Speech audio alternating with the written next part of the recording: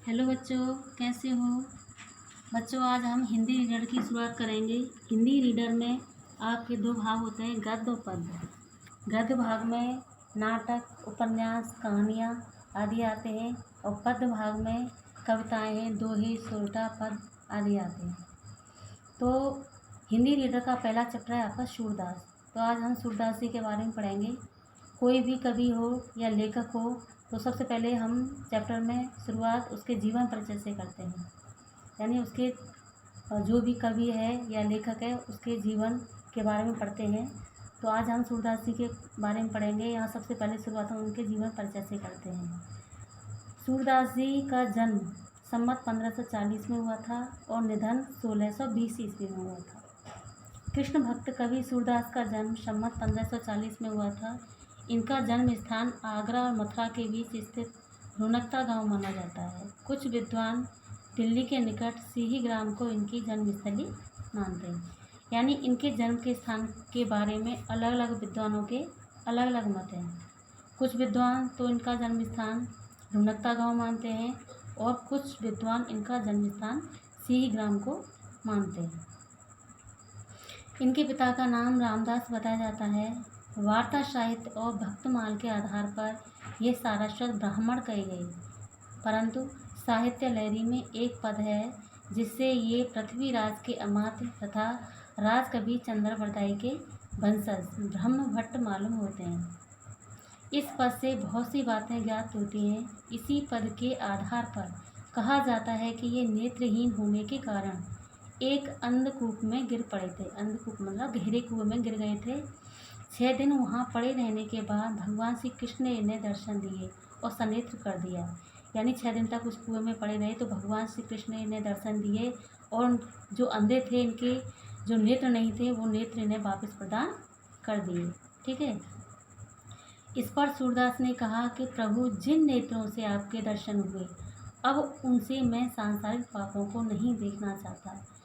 उनके निवेदन से नेत्र सदा के लिए बंद हो गए, लेकिन उन्हें प्रज्ञा चक्षु प्राप्त हो गए। यानी जब भगवान कृष्ण ने सूरदास जी को उनके नेत्र वापस प्रदान कर दिए तो उन्होंने कहा कि हे प्रभु, मुझे ये नेत्र नहीं चाहिए, क्योंकि जिन नेत्रों से मैं आपके दर्शन कर रहा हूँ उन्हीं नेत्रों से मैं संसार के पापों को नहीं देखना चाहता। अतः उन्होंने भगवान से ये प्रार्थना करी कि मेरे इन नेत्रों को हमेशा के लिए बंद कर दो।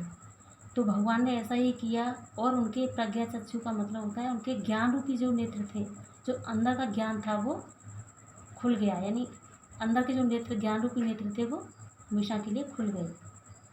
सूरदास जन्म से अंधे थे, यह विवादास्पद है, यानी सूरदास जी जन्म से अंधे थे, बाद में हुए थे, ये सब विवादास्पद है। कुछ विद्वान तो मानते हैं कि ये जन्म से ही अंधे थे, कुछ विद्वान कहते हैं कि ये बाद में अंधे हुए, और कुछ विद्वानों को मानना है कि ये अपने जीवन के अंतिम समय में अंधे हुए थे, क्योंकि इसका प्रमाण हमें इन पदों से मिल जाता है, जैसे या माया झूठी की लालच दुहु द्रग अंध भयव।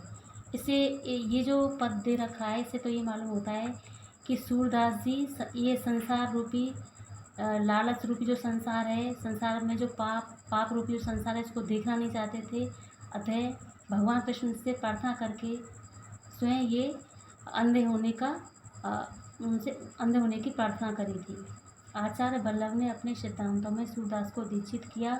उसी समय से उनकी दास भक्ति शाक्य भाव में परिणित हो गई। बच्चों, इस बात का ध्यान रखना, सूरदास जी के जो गुरु थे उनका नाम था वल्लभाचार्य। एग्जाम में भी ये क्वेश्चन पूछ लिया जाता है कि सूरदास जी के गुरु का नाम क्या था, तो आपको इस बात को ध्यान रखना है कि इनके जो गुरु थे इनका नाम था वल्लभाचार्य।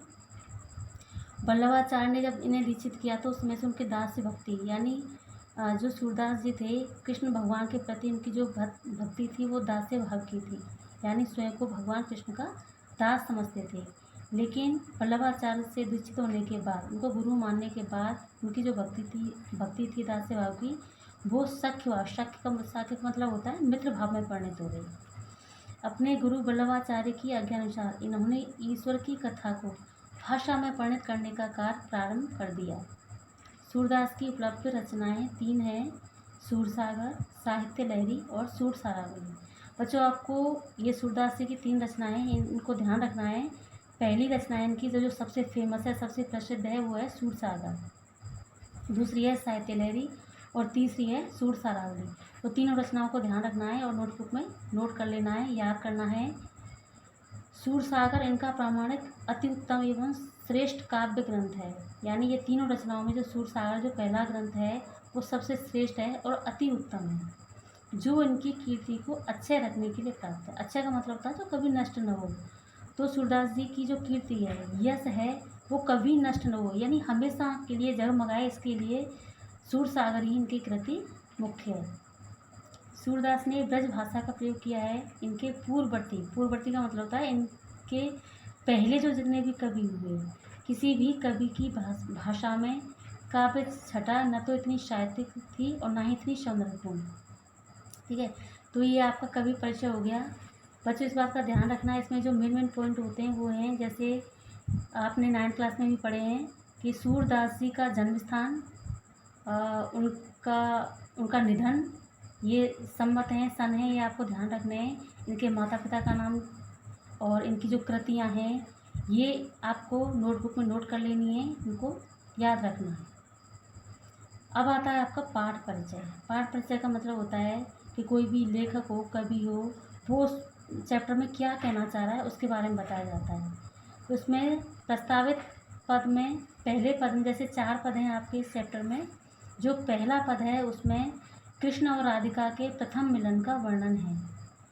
अपरिचय की दीवा कृष्ण की पहल से समाप्त होती है, यानी इसमें राधा और कृष्ण के जो पहला मिलन है वहाँ उसके बारे में सूरदास जी बता रहे हैं। और इसकी शुरुआत, परिचय की शुरुआत करते हैं कृष्ण भगवान। राधिका बहुत चतुराई से कृष्ण की खूबियों एवं खामियों को व्यास स्तुति में कही जाती है, यानी उनकी कृष्ण भगवान की जो खूबियाँ हैं और जो खामियाँ का मतलब होता है जो कमियाँ हैं, उनको बड़े ही व्यास स्थिति में कह जाती है। अनंत कृष्ण राधिका के संग खेलन के लिए आमंत्रित करते हैं। इसमें कृष्ण भगवान जो है राधिका को अपने साथ खेलने के लिए उनसे प्रार्थना करते हैं, उनको आमंत्रित करते हैं। शेष 3 पदों में उद्धव और गोपिकाओं के संवाद हैं, यानी पहला पद तो राधा और कृष्ण के मिलन का है और शेष जो 3 पद हैं वो उद्धव और गोपिकाओं के संवाद के हैं। इसे भ्रमर गीत के रूप में भी जाना जाता है। भ्रमर गीत हिंदी साहित्य में अनुपम है।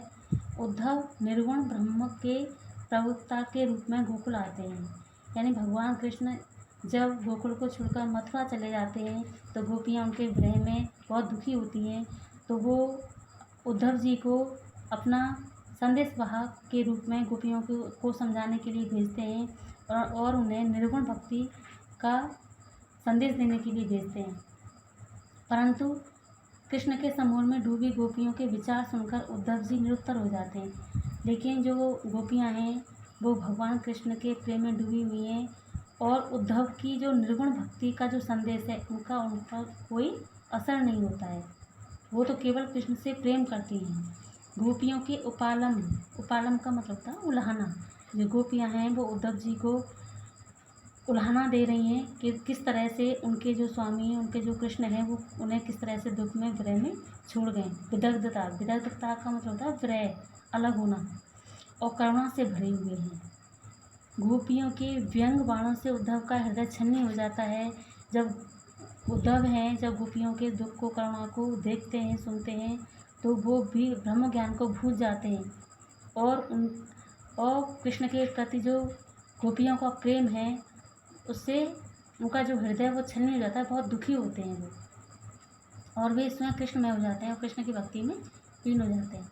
आस्था के समक्ष उद्धव के सिद्धांत फीके पड़ जाते हैं, यानी जो गोपियों की आस्था थी, भगवान श्री कृष्ण के प्रति उनका जो प्रेम था वो अनन्य था, उसके सामने उद्धव जी का जो ब्रह्म ज्ञान था वो भी फीका पड़ जाता है। प्रस्तावित समस्त पद ये है। तो बच्चों ये आपका कवि परिचय, पाठ परिचय पूरा हो गया।